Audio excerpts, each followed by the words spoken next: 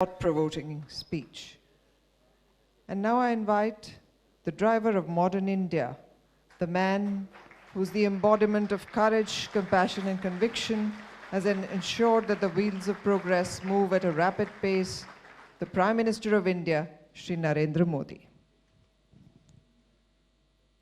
Your Excellency, President और मेरे परम मित्र and my friend Erdogan, President of the Republic of Turkey, distinguished ministers, members of the Turkish delegation, friends from the Indian business community, ladies and gentlemen, I'm delighted to have this opportunity to interact with the leading businessmen in today's forum. I extend a warm welcome to President Erdogan and all our Turkish friends present here. It is a pleasure to see a large number of business delegates accompanying President Erdogan. I'm also very happy to see the participation of many Indian business leaders. Friends, India and Turkey enjoy great historic and cultural connect.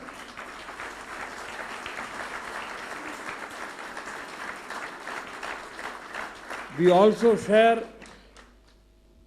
a common outlook on the present economic order in the world. Now, economic cooperation is becoming an important pillar of every bilateral relation. India and Turkey enjoy good economic ties. The growth in our bilateral trade over the years has been impressive. I understand that bilateral trade has increased remarkably since President Erdogan last visited India. It has gone up from US dollar 2.8 billion in 2008 to 6.4 billion in 2016. While this is encouraging, the level of present economic and commercial relations is not enough against the real potential. Friends, India and Turkey are among 20 largest economies in the world. More importantly, both economies have shown remarkable stability even volatile global economic conditions. Our economies are based on strong fundamentals, and for this reason, we are optimistic about our economic prospects. There is immense goodwill for each other between the people of the two countries. As we strive to build stronger political ties, the time has come to also make more aggressive effort to deepen the economic relations. We have a long history of doing business with each other. We have to build on this rich heritage. There is huge potential and opportunity to enhance the bilateral engagement. This is possible through trade and FDI inflows, technology tie-up, and cooperation on various projects. In this context, we have seen some increase in participation of Turkish companies in India. This has come through investment in blue chip Indian companies and FDI route in the last few years. However, such cooperation could go up to small and medium enterprises. Today's knowledge-based global economy is continuously opening new areas. We must factor this in our economic and commercial interactions. You can see that the governments of both sides are committed to provide a business-friendly environment. However, it is the business leaders such as you who have to turn the national goal into reality for mutual benefit of the two nations. Friends, the Indian political system is known for its vibrant, open, and participative democracy. Stability in political and administrative processes and rule of law are the hallmark of our system. And these are important considerations for any serious long-term economic engagement. My government came to power in this very month 3 years back.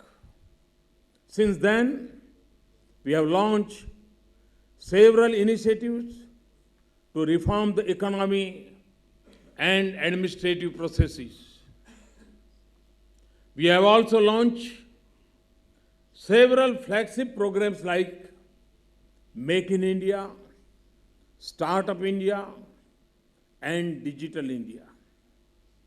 The results of this is already visible in the recovery of Indian economy. Today, Indian economy is the fastest growing major economy in the world. In addition to maintaining this pace, our focus is also to remove the inefficiencies from the system. We are in the process of building a new India. Therefore, our focus is on making it easier to work, particularly to do business. This includes reforming the policies, processes, and procedures. It also includes creating better conditions for domestic and foreign investment. We have achieved a lot of success and recognized on this front. Our global ranking has gone up on many partners and many parameters. However, this is an ongoing effort. Therefore, it has to continue. It is basically a shift in attitude and approach. The objective is to make India a better place to enable people realize their potential. This is required in particular to provide employment and self-employment opportunities for our youth. The recent GST legislation is another such initiative of my government. It was an old demand to create a uniform and efficient business atmosphere in the country. I know that Turkish construction companies have successfully undertaken many construction and infrastructure projects in other countries. Our infrastructure requirements are enormous, including core as well as social and industrial infrastructure.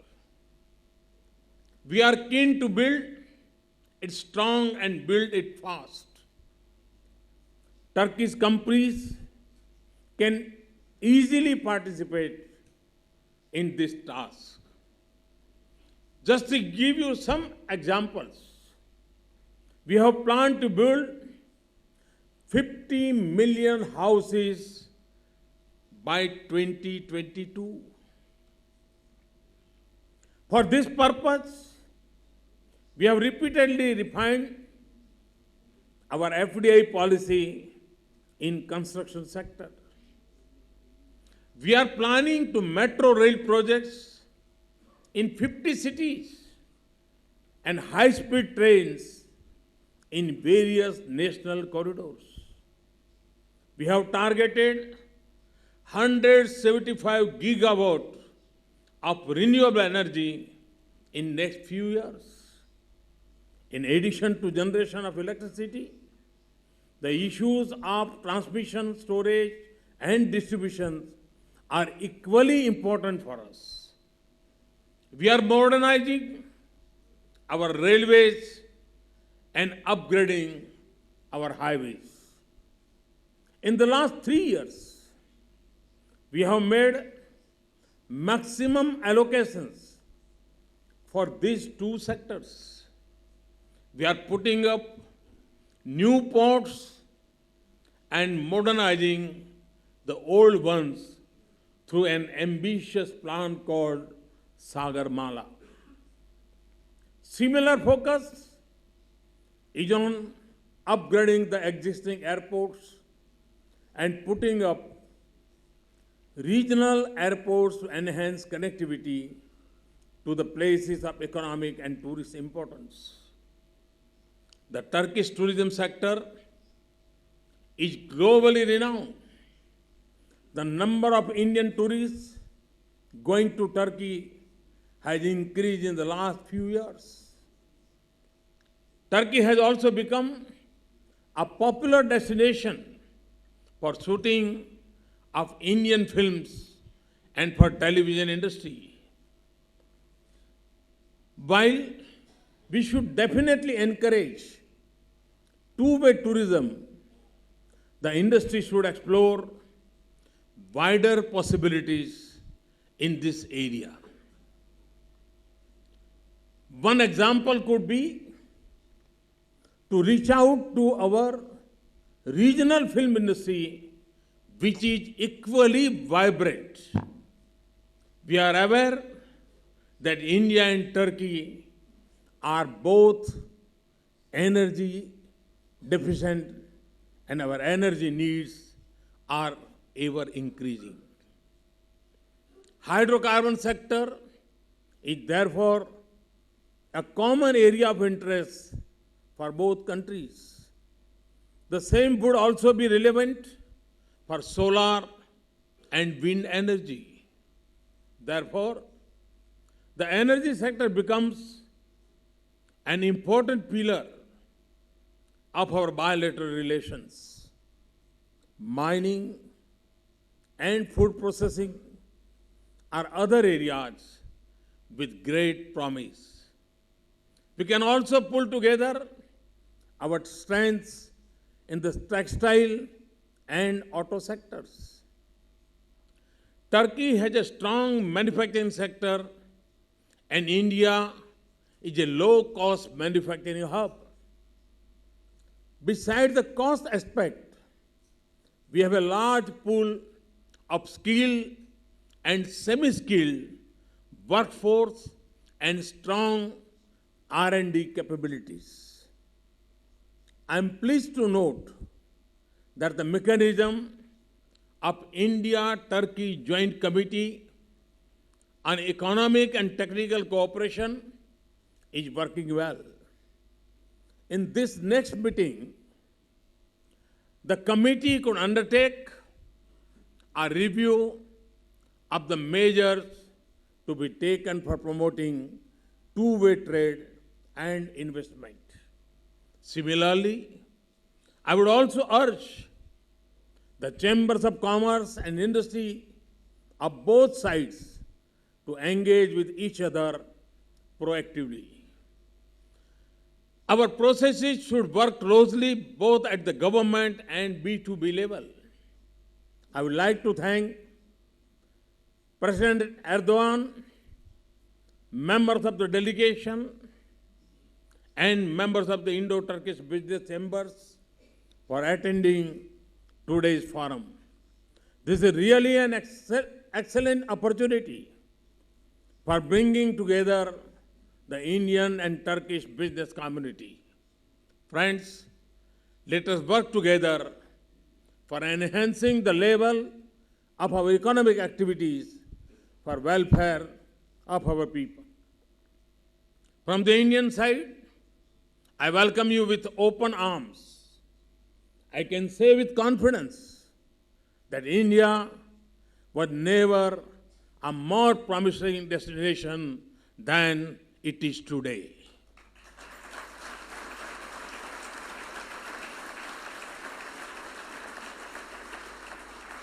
To make it even better, I assure you of my personal care and cooperation.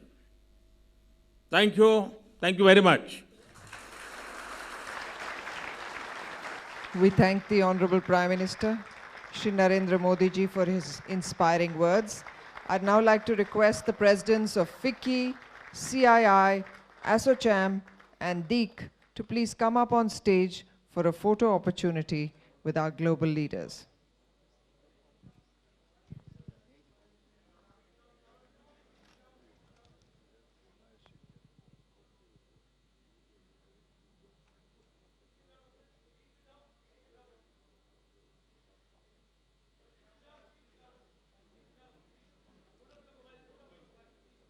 Please sit down, ladies and gentlemen.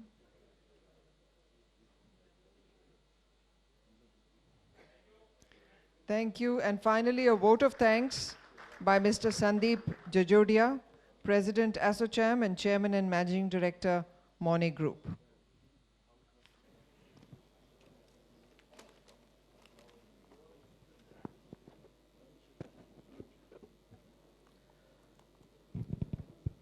Shri Narendra Modi, Honorable Prime Minister of India, His Excellency Mr. Recep Tayyip Erdogan, Honorable President of Republic of Turkey, valued ambassadors, members of the visiting Turkish delegation, distinguished guests, ladies and gentlemen, good morning. It is my proud privilege and pleasure to have been accorded an opportunity to extend a word of thanks. At the outset, we express our profound gratitude to His Excellency, Mr. Recep Tayyip Erdogan, Honorable President of Republic of Turkey, for sparing his valuable time to grace this event and address this India-Turkey Business Forum. Excellency, your words of wisdom have been truly inspiring. You have also given us the contours of India-Turkey economic cooperation. We would like to express our very sincere thanks to Shri Narendra Modi, Honorable Prime Minister of India, for his gracious presence and for providing us a roadmap for furthering India-Turkey relationship. It is always such a delight to listen to our Honorable Prime Minister address for valuable insight. Honorable Sir, your presence today at this forum reaffirms the importance of bilateral ties and healthy economic relationship we intend to have between India and Turkey. Sir, India is poised to become one of the most powerful economies globally, and understanding the importance of bilateral ties with its foreign counterparts, we assure you our commitment on behalf of ASSOCHAM and our fellow chambers to extend our support by joining hands with the Government of India to play a vital role to further strengthen socio-economic and commercial relationships. Lastly, I thank all the senior officials of the Ministry of External Affairs, colleagues from the three chambers, and esteemed members of the visiting Turkish delegation who have really worked hard to make this forum a success, even in a short span of time. Once again, thank you all. Jai Hind.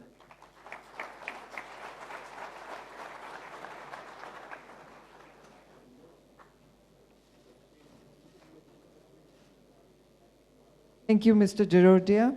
Ladies and gentlemen, could I request all of you to please remain in your places while our dignitaries leave the dais. With that, we come to the end of this very insightful and constructive discussion. Thank you all. Please remain in your places while our dignitaries leave the dais. Have a wonderful afternoon.